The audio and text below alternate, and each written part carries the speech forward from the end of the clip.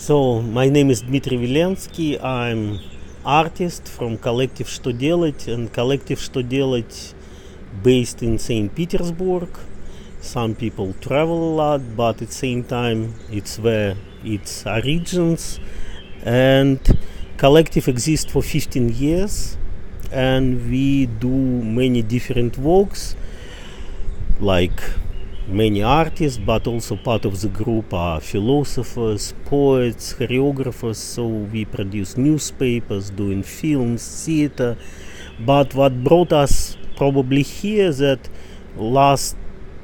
for many years, and particularly last 5 years, we engaged in pedagogy.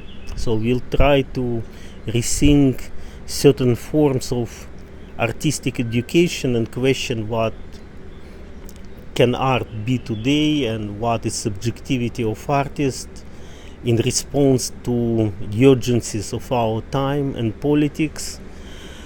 And we are very challenged by these invitations to teach in different environments and different political situations, like here in Italy. And it was very important to be here and share our knowledge with very interesting and exciting group of young professionals, which really face us with quite serious questions. And yeah, it was very intensive and exciting days.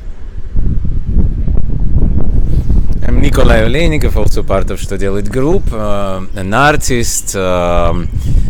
And for us, as for Что делать, it was always important to ask ourselves this question: what is the collectiveness? What does it mean to be a group of people doing something together, something meaningful, and sharing also some values and some political views, some desires and disappointments and disasters. And that's how we actually, through these 15 years, developed certain methodologies or certain hints, certain ideas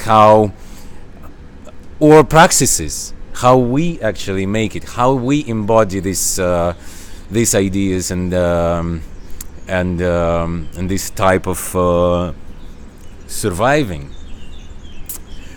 And it was extremely important for us to have this invitation from Valerio del Ballivo and from UNIDEE as a project, and from Fondazione Pistoletto, because we are in a good contact through many years. And our first visit here to Biella was back in 2010, I guess, so 9 years ago.